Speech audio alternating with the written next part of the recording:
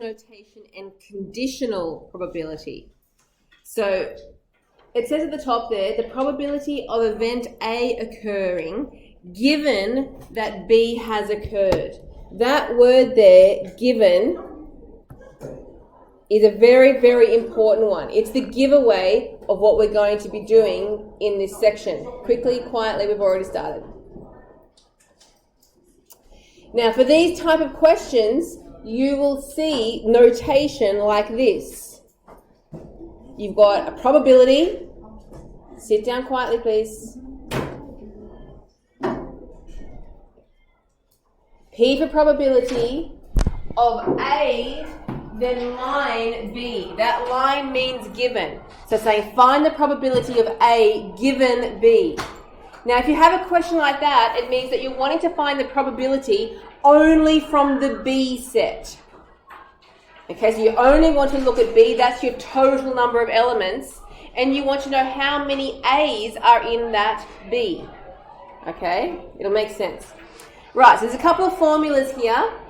We have probability of A given B and probability of B given A. Now, it says here, you find the probability of A and B, because that's your overlapping section, right?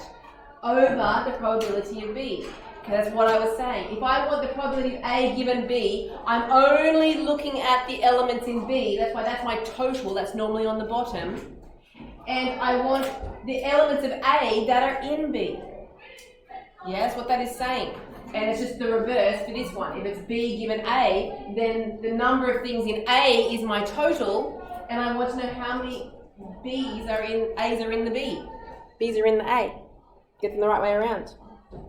Now, those ones there say P for probability, but you're not actually going to be finding probabilities most of the time in here. You're just going to be counting the number of ways. So you can actually rewrite those formulas, if you like, underneath. Instead of saying P equals, we can just say the number of A and B over number of B, and probability of A and B over probability of, oh, not probability, sorry, I meant to be changing them to n's. Number of A and B over number of A. Okay, rather than probabilities, you're finding the number of things. Okay, so let's practice this. We have a good old Venn diagram there that we are now experts at, hopefully. Consider the following Venn diagram displaying the number of elements belonging to A and B. Okay, we're used to this. Here is my elements in A, here are my elements in B. I have an overlapping section, and I have one out here that's neither A nor B. Okay, so first of all, normal looking question, find the probability of A. Just A, don't care about B. How many elements for A are there? 7, good. What's the difference between when I say A, what's the other option? No. So like if I wanted just the 4, yes. Okay. So look out for that word only. If I say only A, I want the 4. If I say A, it means I want everything in the A circle, which is 7. What's the sign for only A then? It says it in words. It says only. So that is 7 out of the total. What's the total? 13. Add all those numbers up. Yes, 13. Okay, done that many times before. Okay, probability of A, what's that symbol mean? And good. A and B 3. is the overlap. Excellent, that's the 3 out of 13. Excellent. So, here we go. These are the new ones. Probability of A given B. Now we have already worked out some probabilities here, so we can use the P version of these formulas. Probability of A given B is this one. It's the probability of A and B over the probability of B. What is the probability of A and B? I worked it out already. Here it is. 3 out of 13. and I want to divide that by the probability of B. All right, I found the probability of A, but what's the probability of B? 8. 8 out of 13. 13. Now I'm doing it as a divide instead of having a fraction in a fraction, okay? Just changing that out the side there. So I just want to find out what 3 divided by 3 over 13 divided by 8 over 13 is. You can use your calculators for that. And it comes out to be 3 out of 8. Now, I've done that using the probabilities that I had worked some of out in the previous parts. But you can do that straight from the Venn diagram. If I want to find the probability of A given B, because it's given B, it means that B is the total. The whole question is all about that circle B. And I want to know, so that's a total of 8, right? Total of 8 in B. How many elements in that circle have A in them? 3. So it's 3 out of 8. There it is, A given B. All right, so let's do the next one. Probability of B given A. We're going to do that straight from the diagram. So B given A means we're looking at the A circle. How many B's are in there? 3 out of the total of 7. Does that make sense? 3 out of 7. 1 or 8. Oh, right. That's it. All right, now let's do a two-way table.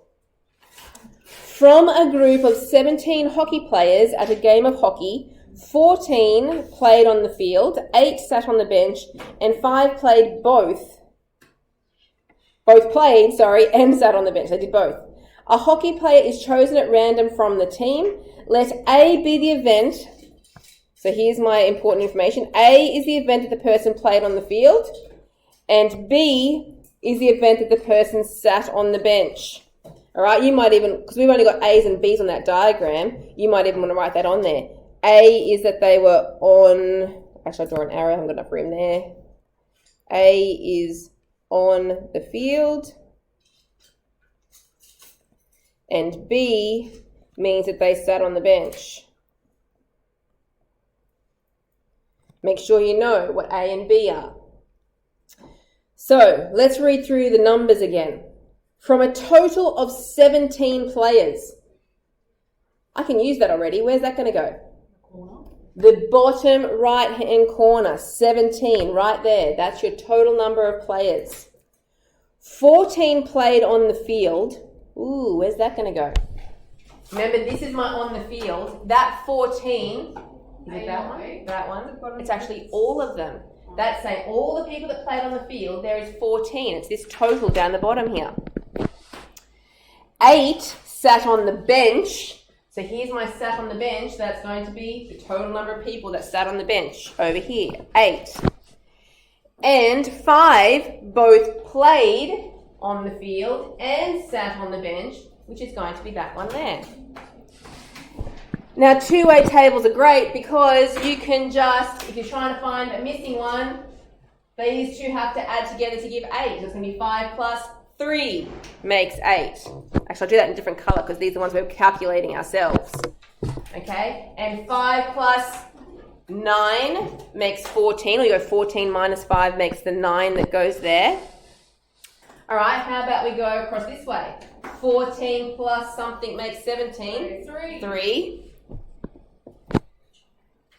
8 plus 9. And 3 plus something makes 3. That one's a 0. You can actually have 0 in there. Which means there's nobody who did not play on the field and did not sit on the bench. Does that make sense? Yeah. So everyone either did one of those two things. They played or they sat on the bench. Okay, so part B, we want to now answer some questions. Find the probability that the person only sat on the bench. That means if I write in my notation, it means they sat on the bench, which is my B, but they didn't play, so not A. So B and not A, that's how I could write it. You don't have to write the notation down, but that's what it's asking you to do. I want, they did B, but not A, which is how many people? 3 out of 17 is the total. Okay, so this is normal probability. We're not doing the given ones yet. That's now. Part C. Find the probability that the person sat on the bench. Here it is. Given. It seems like it's such an innocent little word. But as soon as you see that word given, it's talking about all those formulas up there at the top of the page. Find the probability that the person sat on the bench given that they played on the field. So that means I'm trying to find the probability of B given A, correct? So A then is my total, which is, total of A is 14. Out of those 14, how many had some B? 5, yeah. So these ones didn't have any B. 9 had no B, but these ones were A and B, so it's the 5 that had B in them. So it's 5 out of a total of 14 because we're only looking in that line there. Okay, let's do the last one. Find the probability that the person played on the field given, there's that word again, that they sat on the bench. So using the notation, that's the probability of A given B.